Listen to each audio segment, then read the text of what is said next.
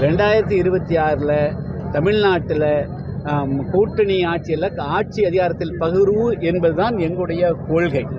அதை வச்சு தான் எந்த கூட்டணியும் அமைய வேண்டும் தவிர வெறுமனே திமுகவைக்கு மாற்றுவதற்கான ஒரு கூட்டணி என்பது ஆகாது.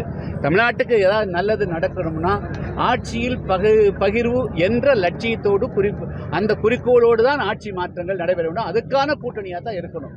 அது எப்படி கூட்டணி அமையும், யாரெல்லாம் பங்கு வகிப்பார்கள் அப்படிங்கிறது தெரியல. ஆனால் புதிய தமிழகம் கட்சியை பற்றி அந்த கொள்கையை நோக்கி நாங்கள் ஆட்சியில் பகிர்வு என்பதுதான் புதிய தமிழகம் கட்சியுடைய முக்கிய கோஷமாக இருக்கும். அதை நோக்கி தான் நாங்கள் பயணிப்போம். கூட்டணி கட்சி அமைக்கக்கூடிய உங்களுக்கு ஆதரவு இல்லை, ஆதரவு அந்த வார்த்தையை தான் சொல்லாதீங்க. புதிய தமிழகம் கட்சியே தமிழ்நாட்டில் ஆட்சி மாற்றத்திற்கான கூட்டணி ஆட்சி அமைப்பதற்கான முன்னெடுப்பை செய்வோம்.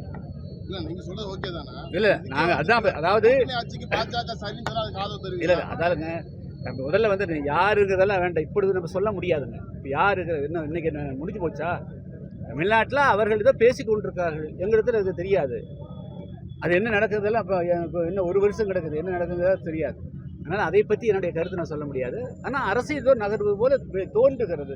இல்லை அமித்ஷாவை போய் சந்தித்தது அல்லது அமித்ஷா வேறு அவர் கருத்து போயிட்டது, இது எல்லாமே ஒரு 2026க்கான அரசியல் களம் சூடு பிடித்திருக்கிறது. புதிய தமிழகம் கட்சி அதை கணக்கிலே கொண்டு, ஆனால் வெறுமனே ஆட்சி மாற்றம் கிடையாது, ஆட்சி அதிகார பகிர்வு என்ற குறிக்கோளிலிருந்து விலகாமல் புதிய தமிழகம் கட்சியினுடைய நகர்வுகள் இருக்குது.